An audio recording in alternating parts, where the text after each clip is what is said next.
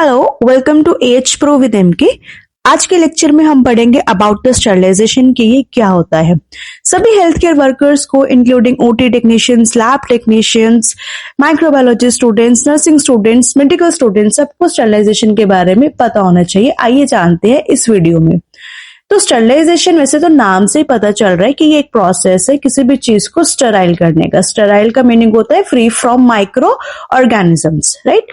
तो स्टरलाइजेशन की डेफिनेशन क्या है, ये क्या कहता है? स्टरलाइजेशन एक प्रोसेस होता है माइक्रो ऑर्गेनिजम्स को किल करने का, अगर ये किसी भी ऑब्जेक्ट, आर्टिकल या सरफेस पे प्रेजेंट है।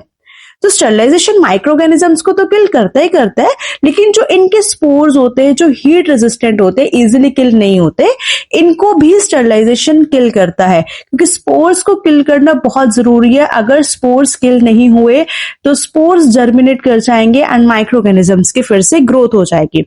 सो this is the meaning of sterilization. अब समझेंगे हम इसके ऑब्जेक्टिव के बारे में कि हम स्टरलाइजेशन क्यों कर रहे हैं। क्लियर? तो स्टरलाइजेशन क्या करता है, अभी मैंने आपको बताया, किसी भी ऑब्जेक्ट पे अगर कोई माइक्रो ऑर्गेनिज्म प्रेजेंट है तो उसकी कंप्लीट डिस्ट्रक्शन, उसे अच्छे से खत्म कर देता है। सेकेंड, फॉर एग्जाम्पल यहाँ पे कोई भी सर्जिकल इंस्ट्रूमेंट है, सर्जरी के लिए हॉस्पिटल में जो भी सर्जिकल इंस्ट्रूमेंट यूज किए जाते हैं, मोस्ट ऑफ देम जो होते हैं हम उनको रीयूज करते हैं। तो रीयूज हम तब तक नहीं करते जब तक हमने उसको स्टराइल नहीं कर दिया। तो सर्जिकल इंस्ट्रूमेंट्स को रीयूज करने के लिए, दोबारा यूज करने के लिए सर्जरी में उनको स्टराइल करना बहुत जरूरी है। बात की जाए माइक्रोबायोलॉजी लैब की, तो माइक्रोबायोलॉजी लैब में कल्चर मीडिया को भी स्टराइल करने के लिए स्टरलाइजेशन प्रोसेस यूज किया जाता है। इसी के अलावा अगर हमें किसी भी डिजीज को, किसी भी इंफेक्शन को प्रिवेंट करना है, रोकना है, उसके लिए भी स्टरलाइजेशन का यूज किया जाता है, या फिर डिकंटामिनेशन के लिए किसी भी लैब या हॉस्पिटल्स में। So I hope sterilization and objective का मीनिंग आपको क्लियर होगा। सो नेक्स्ट हम यहाँ पे समझेंगे about the different methods of the sterilization.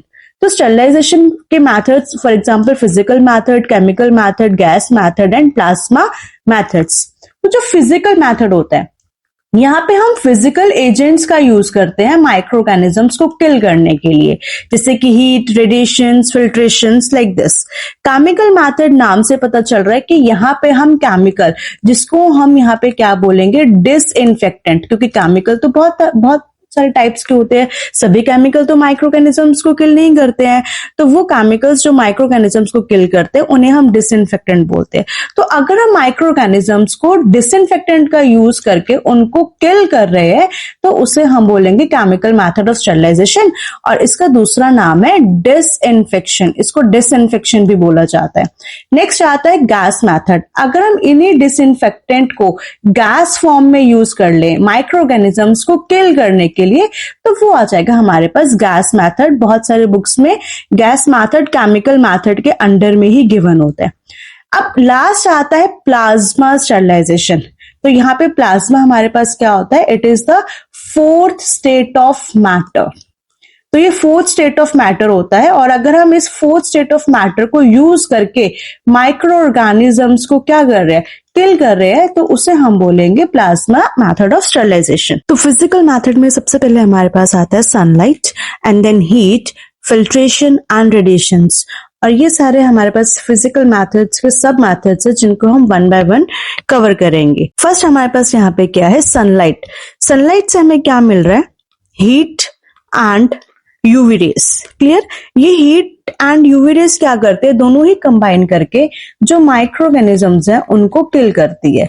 कहां से किल करती है? फॉर एग्जाम्पल हमारे पास यहाँ पे आ गया रिवर्स आ गया, रिवर्स के अलावा हमारे पास लेक्स आ गए या पॉन्ड्स आ गया। वहां से जो माइक्रो ऑर्गेनिजम्स किल हो रहे हैं that is by the sunlight. इसीलिए हम इसको यहाँ पे स्पॉन्टेनियस मैथड या फिर एक नेचुरल मैथड भी बोल रहे हैं, बिकॉज ये चीज अपने आप हो रही है माइक्रो ऑर्गेनिजम्स को किल करने के लिए। हीट के हमारे पास दो मैथड्स होते हैं, dry heat method and moist heat method. Dry heat में हम वाटर का यूज नहीं करते हैं।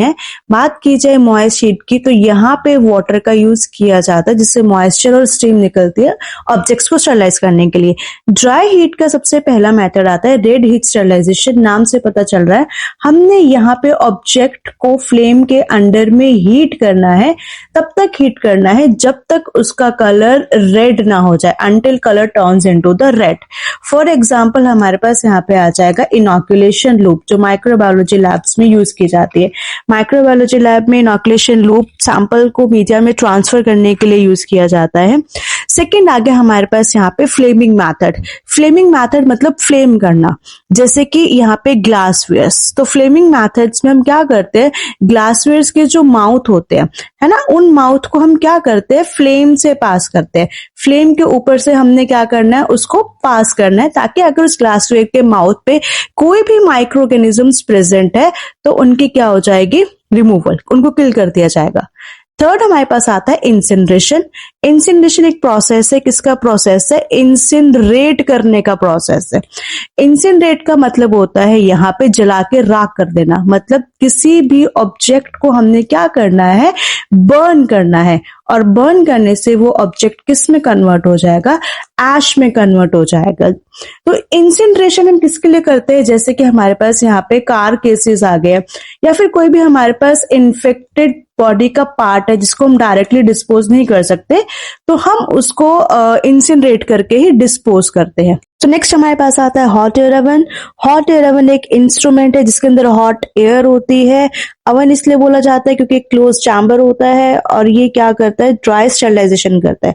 तो इस हॉट एयर ओवन में जो हीट प्रोड्यूस की जाती है वो हीट इलेक्ट्रिकली प्रोड्यूस की जाती है, और जो हीट प्रोड्यूस होते हैं उसको हम यहाँ पे फैन की हेल्प से पूरे ओवन के अंदर सर्कुलेट करते हैं, ताकि इस ओवन के अंदर हमने जो भी ऑब्जेक्ट्स रखे हैं उन ऑब्जेक्ट्स से माइक्रो ऑर्गेनिजम्स को क्या किया जा सके, किल किया जा सके। तो कौन से ऑब्जेक्ट्स यहाँ पर हम इस हॉट एयर ओवन के अंदर रखते हैं, जैसे कि हमारे पास यहाँ पे अगेन आ गया ग्लासवेयर्स। क्लियर, ग्लासवेयर्स के साथ साथ इसके बाद अगर मैं बात करूं तो हमारे पास कोई भी ऐसा इक्विपमेंट है जो मॉइस्ट के कांटेक्ट में आने से खराब हो सकता है और आप उसको स्टरलाइज करना चाहते हैं। क्लियर, तो उसके लिए भी आप हॉट एयर ओवन का यूज कर सकते हैं। अब हॉट एयर ओवन को जब आपने ऑपरेट करना है तो कितने टेम्परेचर पे ऑपरेट किया जाता है, ये यहाँ पे बहुत इंपॉर्टेंट है।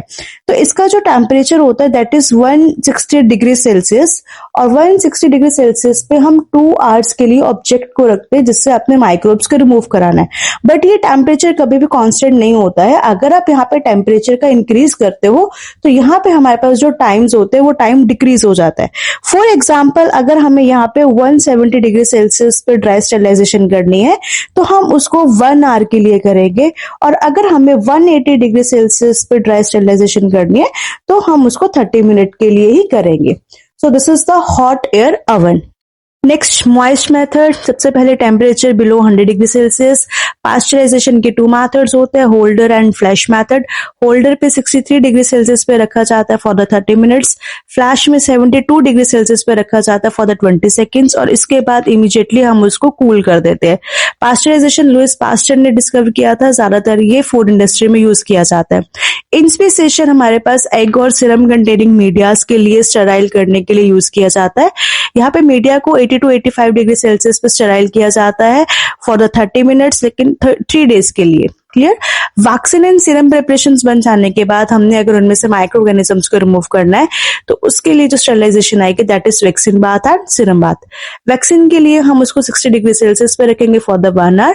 सीरम के लिए हम उसको 56 डिग्री सेल्सियस पे रखेंगे फॉर द 1 आवर। नेक्स्ट आता है हमारे पास टेम्परेचर 800 डिग्री सेल्सियस। तो यहाँ पे किसके टेम्परेचर की बात हो रही है, वाटर के टेम्परेचर की बात हो रही है, बिकॉज मॉइस्ट में हम वाटर का यूज करते हैं। तो सबसे पहले यहाँ पे हमारे पास आ जाएगा बॉइलिंग। बॉइलिंग में हम वाटर को बॉयल करते हैं और हमें पता है कि वाटर का बॉइलिंग टेम्परेचर है 100 डिग्री सेल्सियस, और अगर आपने किसी ऑब्जेक्ट को स्टराइल करना है बाय यूजिंग बॉइलिंग तो हम उसको 100 डिग्री सेल्सियस पे रख देंगे फॉर 10 to 30 मिनट्स के लिए। स्टीमिंग में हम क्या करते हैं, बॉयल वाटर से जो स्टीम निकल रही है हम उस स्टीम का यूज करते हैं और उस स्टीम में हम ऑब्जेक्ट को रखते हैं फॉर द 90 मिनट्स। नेक्स्ट हमारे पास आता है टेंडराइजेशन। स्टेरिलाइजेशन भी हमारे पास स्पेशल मीडियाज के लिए यूज किया जाता है, जैसे कि sugar containing media, egg containing media, serum containing media. और इसको स्टेराइल करने के लिए हम इसको 100 डिग्री सेल्सियस पे रखते हैं फॉर द 20 मिनट्स, लेकिन इसको भी हम 3 डेज के लिए, सक्सेसिव 3 डेज के लिए यूज करते हैं। नेक्स्ट हमारे पास आता है ऑटोक्लेव। ऑटोक्लेव एक इंस्ट्रूमेंट है। इस इंस्ट्रूमेंट का फंक्शन क्या होता है कि ये स्टीम स्टेरिलाइजेशन करता है या फिर मॉइस्ट स्टेरिलाइजेशन करता है। ऑटोक्लेव में क्या होता है, यहाँ पे जो जब हम वाटर का यूज करते हैं, उस वाटर को हीट देके हम बॉईल करते हैं और बॉईल करने से यहाँ पे स्टीम प्रोड्यूस होती है। तो इस स्टीम को हम अंडर प्रेशर यूज करते हैं। तो जब हम इस स्टीम को अंडर प्रेशर यूज करते हैं तो ऑब्जेक्ट्स की स्टेरिलाइजेशन बहुत अच्छे से हो जाती है, including the spores of micro organisms. तो ऑटोक्लेव को ऑपरेट करने के लिए हमें यहाँ पे जो टेम्परेचर चाहिए होता है, it is 121 degree Celsius. Pressure यहाँ पे हमारे पास 15 LB पर इंच स्क्वायर होता है। टाइमिंग्स हमारे पास यहाँ पे 15 to 20 मिनट्स यूज किए जाते हैं किसी भी ऑब्जेक्ट को स्टेराइल करने के लिए। थर्ड फिजिकल मेथड हमारे पास आता है फिल्टर्स। तो फिल्टर्स में हमारे पास है candle filters, asbestos, centred and membrane filters. ये जो 4 फिल्टर्स हमारे पास यहाँ पे होते हैं, ये बेसिकली लिक्विड को फिल्टर करने के लिए यूज किए जाते हैं। सपोज हमारे पास कोई ऐसा लिक्विड है जो हीट सेंसिटिव है, हीट लेबाइल है, हम इसको हीट के थ्रू स्टेराइल नहीं कर सकते, तो वहां पे हम उस लिक्विड में से माइक्रोब्स को रिमूव करने के लिए फिल्टर्स का यूज करते हैं। तो फिल्टर्स कभी भी माइक्रो ऑर्गेनिजम्स को किल नहीं करते, ये माइक्रो ऑर्गेनिजम्स को रिमूव करते हैं। कैसे रिमूव करते हैं? फिल्टर्स के अंदर ये माइक्रोब्स ट्रैप हो जाते हैं। तो कैंडल फिल्टर्स यहाँ पे होलो फिल्टर्स होते हैं, बेसिकली इनको कैंडल की शेप में बेक किया जाता है और इंडस्ट्रीज में ज्यादातर यूज किए जाते हैं for the purification of water. Asbestos को हम सेज फिल्टर भी बोलते हैं। ये मैग्नीशियम सिलिकेट पाउडर से मिलकर बने होते हैं। इस पाउडर को हमने प्रेस करना होता है ताकि वो डिस्क की शेप ले ले, एंड देन इस डिस्क को हम एक सपोर्ट के लिए मेटल माउंट में एम्बेड कर देते हैं और यूज करने के बाद अगर आप इसको रीयूज करना चाहते हो तो ऑटोक्लेव के थ्रू रीयूज किया जा सकता है। सिंडल फिल्टर्स में हम फाइनली पाउडर ग्लास का यूज करते हैं। इसको भी हम फ्यूज करके डिस्क की शेप में बनाते हैं एंड देन मेटल के अंदर माउंट करके रीयूज कर लेते हैं। मैम्ब्रेन फिल्टर्स में हम सेलुलोज और नाइट्रोसेलुलोज मैम्ब्रेन का यूज करते हैं, जिनका पोर साइज इस ड्यूरेशन माइक्रोमीटर के बीच में रहेगा and 0.22 micrometre is the standard pore size. अब हमारे पास यहाँ पे आता है एयर फिल्टर्स। नाम से पता चल रहा है कि ये एयर को फिल्टर करते हैं, कि अगर हमने एयर में से माइक्रोब्स को रिमूव करना है तो यहाँ पे इसकी जो एग्जांपल आता है that is HEPA filters, high efficiency particulate air filters. ये फिल्टर्स ओटी में या फिर लेमिनर एयर फ्लो, जिनको सेफ्टी कैबिनेट्स भी बोला जाता है, वहां पे इंस्टॉल्ड होते हैं और इन फिल्टर्स का जो पोर साइज रहता है दैट इज 0.3 माइक्रोमीटर। तो अगर किसी भी माइक्रोब का डस्ट का साइज 0.3 माइक्रोमीटर है तो ये उसे फिल्टर कर देगा, या इससे ज्यादा size. So last physical method of sterilization में हमारे पास आता है रेडिएशंस, जिसके 2 सब मेथड्स होते हैं, ionising radiations and non ionizing radiations. और इसको कोल्ड मेथड ऑफ स्टेरिलाइजेशन भी बोला जाता है बिकॉज यहाँ पे हीट का यूज बिल्कुल भी नहीं किया जाता। तो आयनाइजिंग रेडिएशंस की जो एनर्जी होती है वो बहुत ही ज्यादा हाई होती है, just because of their high energy इनकी जो पेनिट्रेटिंग पावर होती है वो भी बहुत ज्यादा हाई होती है as compare to the non ionizing radiations, because इनकी लो एनर्जी होने की वजह से पेनिट्रेटिंग पावर भी बहुत कम है। किसकी पेनिट्रेटिंग पावर की बात हो रही है? रेडिएशंस की। कहां पर? ऑब्जेक्ट्स के अंदर, बिकॉज ये रेस जितना पेनिट्रेट करेंगे ऑब्जेक्ट के अंदर उतनी ही उसकी स्टेरिलाइजेशन होगी। आयनाइजिंग रेडिएशंस ये नॉन मैग्नेटिक रेज होती है, जैसे कि gamma rays and X rays, and non ionizing radiations electromagnetic radiations होते हैं, फॉर एग्जांपल यूवी रेज। तो आयनाइजेशन रेडिएशंस को कहाँ यूज किया जाता है? जैसे कि कैनुला के स्टेरिलाइजेशन में, स्वैब्स के स्टेरिलाइजेशन में, या फिर कल्चर प्लेट्स को अगर स्टेराइल करना तो यहाँ पे हम आयनाइजिंग रेडिएशंस का यूज करके भी कर सकते हैं। ये बहुत ज्यादा सुपीरियर होती है as compare to the non ionizing. Non ionizing का यूज किया जाता है सिरिंजेस, कैथेटर से माइक्रोब्स को रिमूव करने के लिए। ओटी में भी इनका यूज किया जाता है और ये laminar air flow safety cabinets के अंदर भी इंस्टॉल्ड होते हैं। So this is all about the physical methods of sterilization. I hope ये मेथड्स सभी आपको क्लियर होंगे, एंड अगर अभी भी आपको किसी मेथड में कोई डाउट है तो you can ask your doubts in the comment box. Please like the video, share the video, and for more topics, subscribe AH Pro with MK. Bye bye.